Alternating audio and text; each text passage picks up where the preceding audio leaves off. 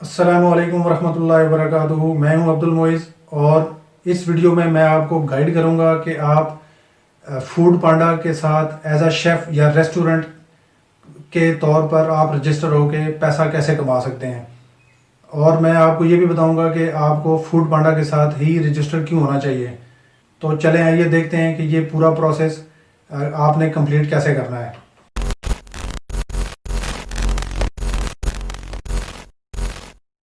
Food पांडा के साथ register होके काम करने का फ़ायदा ये है कि फूड पांडा के साथ हज़ारों बल्कि लाखों की तादाद में कस्टमर जो हैं वो रजिस्टर्ड हैं।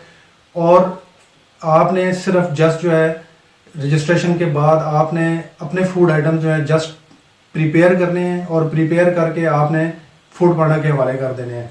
अब फूड पांडा ने जो डिलीवरी करनी है वो उसने खुद करनी है और जो कलेक्शन करनी है उसने जो रेवेन्यू जनरेट होना है वो भी फूड पांडा की जिम्मेदारी है और वो आपके बैंक अकाउंट में डिपॉजिट कर देगा। इसके अलावा फूड पांडा आपको तकरीबन 2 वीक्स के बाद आपको एक एनालिसिस करके आपको रिपोर्ट्स प्रोवाइड करता है, जिसकी बुनियाद पे आप अपने रेस्टोरेंट का जो ऑर्डरिंग सिस्टम है या फूड को प्रिपेयर करने का जो तरीका है उसको आप रिव्यू कर सकते हैं और उसको आप एक्सपेंड कर सकते हैं। फूड पांडा पे रजिस्टर होने के लिए सबसे पहले आपने फूड पांडा की वेबसाइट पे रजिस्टर होना है। रजिस्टर होने के लिए जो फूड पांडा की जो वेबसाइट है वो है restaurant.foodpanda.pk। लेकिन आप जब साइन अप कर लेंगे तो एक्टिवेशन का एक प्रोसेस है इनका। उस प्रोसेस को समझने के लिए आप सबसे पहले आपने जब साइन अप करना है तो उसके बाद फूड पांडा आपकी इस एप्लीकेशन को अप्रूव करेगा और इस अप्रूवल के बाद फूड पांडा जो है आपको एग्रीमेंट एक सेंड करेगा, कॉन्ट्रैक्ट, जिसको आपने थॉरली पढ़ना है और उसको आपने साइन करना है। जब कॉन्ट्रैक्ट साइन हो जाएगा उसके बाद आपने अपना जो मेन्यू है वो फूड पांडा को प्रोवाइड करना है। यानी जो जो आइटम्स आप सेल करेंगे, जो जो आइटम्स आप प्रिपेयर करेंगे वो आपने फूड पांडा को सबमिट करना है। इसके बाद फूड पांडा की जो डिवाइसेस हैं कुछ वो फूड पांडा आपको सेंड करेगा, वो आपने रिसीव करनी है और आपको कॉल के ऊपर आपको फूड पांडा जो है वो ट्रेनिंग देगा कि आपने फूड पांडा की ये जो रेस्टोरेंट की या शेफ़ की जो सर्विस है इसको आपने कैसे परस्यू करना है। और जब ये सारा काम हो जाएगा तो उसके बाद फूड पांडा जो है वो आपको अलाउ कर देगा और आपका जो रेस्टोरेंट है या आप अगर एज ए शेफ़ जो है रजिस्टर हुए हैं तो आप जो है अपनी सर्विसेज प्रोवाइड कर सकते हैं और पैसा कमा सकते हैं। जैसा कि मैंने पहले बताया कि साइन अप करने के लिए आपको फूड पांडा की जो जो लिंक है restaurant.foodpanda.pk वहाँ पर जाना है, उसको विज़िट करना है। जब वो आप उसको ओपन करेंगे तो उसमें एक फॉर्म आपको नज़र आएगा। उस फॉर्म में आपने अगर रेस्टोरेंट के तौर पे आप रजिस्टर हो रहे हैं तो वो आपने बताना है। अगर आप एज ए शेफ़ रजिस्टर होना चाह रहे हैं तो आपने वो सिलेक्ट करना है। उसके बाद आपने अपना बिजनेस नेम देना है और आपने अपने सिटी का जिक्र करना है। आपने अपना बिजनेस एड्रेस देना है, जो बिजनेस एड्रेस आपका रजिस्टर्ड है। ये आगे आप चल के मैं आपको बताता हूँ कि ये रजिस्टर्ड बिजनेस नेम कौन सा होता है। आपने फर्स्ट नेम देना है, उसके बाद आपने लास्ट नेम देना है, अपने कॉन्टैक्ट की इन्फॉर्मेशन देनी है और अपना ईमेल एड्रेस देना है। इन्फॉर्मेशन आपने प्रोवाइड करके उसके बाद आपके पास अपना जो मेन्यू है वो आपके पास प्रिंटेड फॉर्म में होना चाहिए। वो आपने अपलोड करना है जेपीजी या पीडीएफ की शक्ल में। आप जो है वो उसको अपलोड करके अटैच कर सकते हैं और उसको ये जब आप कर लेंगे तो उसके बाद आपने अपना फॉर्म सबमिट करा देना है। सक्सेसफुल साइन अप के बाद अगर आपका अकाउंट जो है वो फूड पांडा अप्रूव कर देता है तो आपको सबसे जो टॉप प्रायोरिटी पे जो चीज़ ज़रूरत पड़ेगी वो है फूड अथॉरिटी की तरफ से सर्टिफिकेट। तो ये फूड अथॉरिटी की तरफ से जो सर्टिफिकेट है ये अगर पाकिस्तान में पंजाब की बात करें तो पंजाब फूड अथॉरिटी जो है वो इशू करती है। इसी तरीके से आपके अपने एरिया के हवाले से जिस सूबे में आप हैं या जिस स्टेट के अंदर हैं आप, उसके अंदर जो भी रेगुलेटरी अथॉरिटी जो भी है उससे आपने अपना सर्टिफिकेट हासिल करना है। उसके अलावा आपने जो डॉक्यूमेंट्स प्रोवाइड करने हैं अप्रूवल के बाद वो है कुजीन में आपने बताना है कि आप किस तरह की जो है फूड वो प्रोवाइड करेंगे। जैसे यहाँ पर मुख्तलिफ टाइप्स दी होती हैं, जैसे अमेरिकन फूड है, एशियन फूड है, बर्गर्स हैं, ग्रीक फूड है, इंडियन है, इटालियन है, जापानीज़ है, चाइनीज़ है। तो ये मुख्तलिफ किस्म के कुजीन्स हैं। तो आपने स्पेसिफिकली अपना बता देना है कि आप किस कुजीन को जो है टारगेट कर रहे हैं।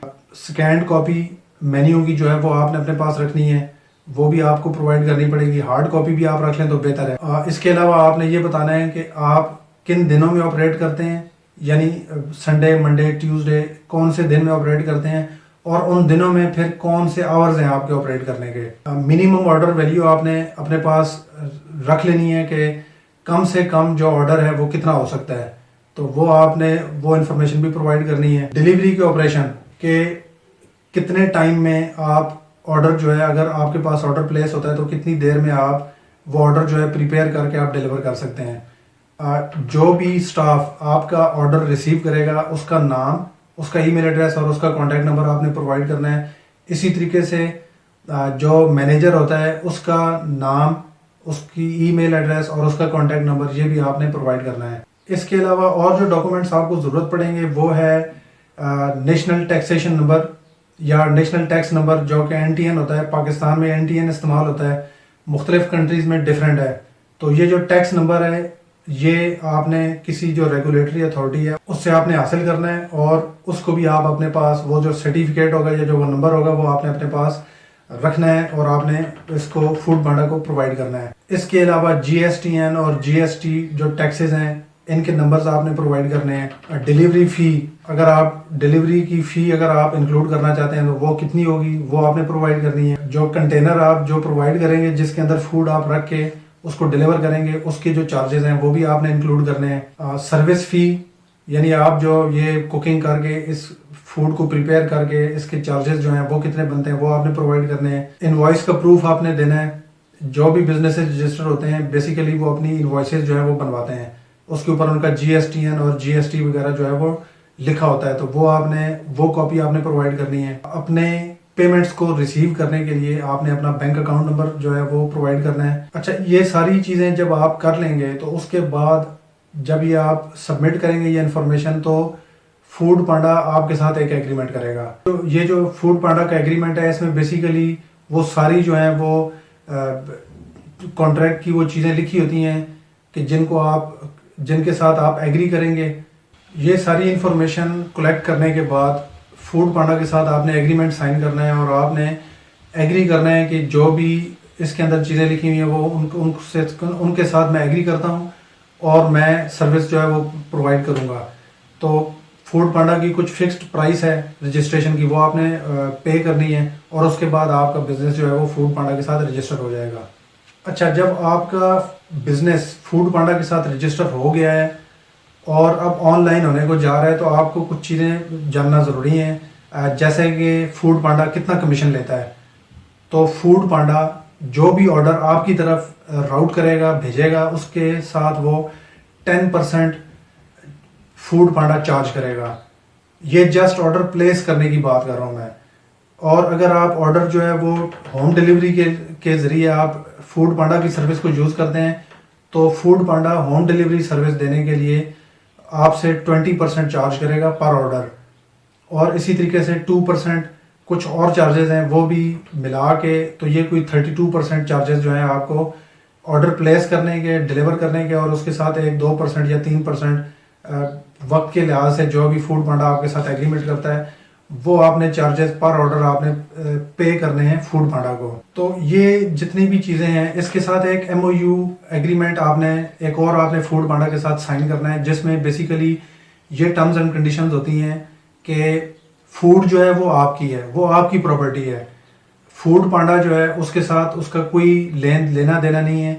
तो फूड पांडा का सिर्फ इतना काम है कि वो आपकी फूड पैकिंग में उसने पिक करनी है और उसने एंड कंज्यूमर तक डिलीवर कर देनी है, और उस पर जो भी रेवेन्यू जनरेट होना है उसके ऊपर उसने अपना कमीशन ले लेना है, और बाकी जो अमाउंट है वो आपके बैंक अकाउंट में उसने डिपॉजिट कर देनी है।